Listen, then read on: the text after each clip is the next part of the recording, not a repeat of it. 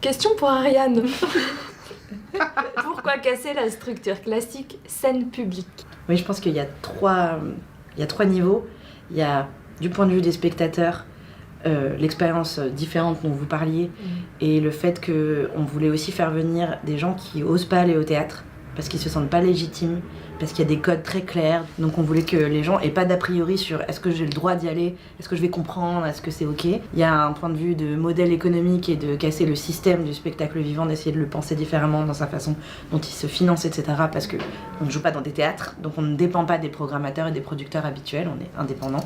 Et ensuite il y a du point de vue de nous, de la création et de l'artistique, parce que c'est tellement passionnant de créer un monde en entier. L'univers, il existe bien au-delà de ce que les spectateurs voient, et ils le sentent quand même par plein de petits détails qu'ils entrent dans un monde et pas seulement dans une pièce et dans la petite partition qu'on a écrite. Quel est le type de public qui vient à nos shows?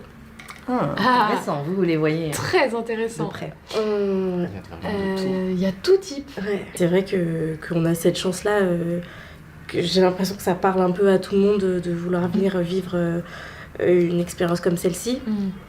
Et ouais. Ouais, c'est ce qu'Ariane disait, du coup, c'est pas forcément le public classique qui vient au théâtre pour s'asseoir et voir son spectacle, c'est vraiment une expérience à partager entre amis. C'est une expérience, c'est le mot.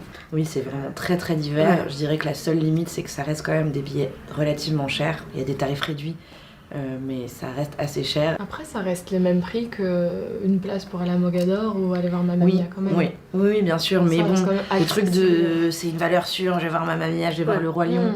T'es un peu plus sûr que c'est ta sortie peut-être même de l'année, tu vois, alors que Norma c'est un peu plus un risque pour les gens, normal, parce qu'ils connaissent pas. C'est de l'inconnu. Ouais. Oui.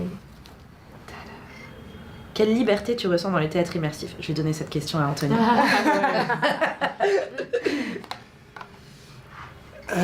Liberté totale, parce que y a une grosse différence entre le jeu classique et le jeu immersif, c'est-à-dire que de mon expérience, je trouve qu'on ne joue pas, on incarne. C'est-à-dire que tout ce qu'on fait, tout ce qu'on dit, tout ce qu'on vit, tout est réel. La définition qu'on donne communément de l'immersif, c'est qu'on abolit la frontière entre le public et l'œuvre, et le spectacle. Ça peut avoir plein de curseurs différents qu'on bouge. Il y a le curseur de l'espace, c'est-à-dire qu'il n'y a pas de séparation physique entre les deux et que le public peut déambuler librement. Et il y a l'interaction avec le public, c'est-à-dire est-ce qu'ils ont un rôle, est-ce qu'ils ont le droit de parler, etc. Tout ça, c'est des curseurs avec lesquels on joue plus ou moins selon les spectacles. Je vais vous le donner. Est-ce que c'est fatigant? Oui. Alors, c'est fatigant, oui. Ça vaut le coup d'en être fatigué, mais c'est fatigant et physiquement parce qu'on joue tous les soirs, quasiment. Mais c'est fatigant aussi psychologiquement parce que comme l'a très bien justement dit Anthony tout à l'heure, on incarne et du coup on amène quelque chose d'autre. C'est pas un texte plaqué, c'est vraiment là on va incarner nos personnages et du coup ça amène une implication tout autre et c'est hyper crevant, mais c'est hyper addictif.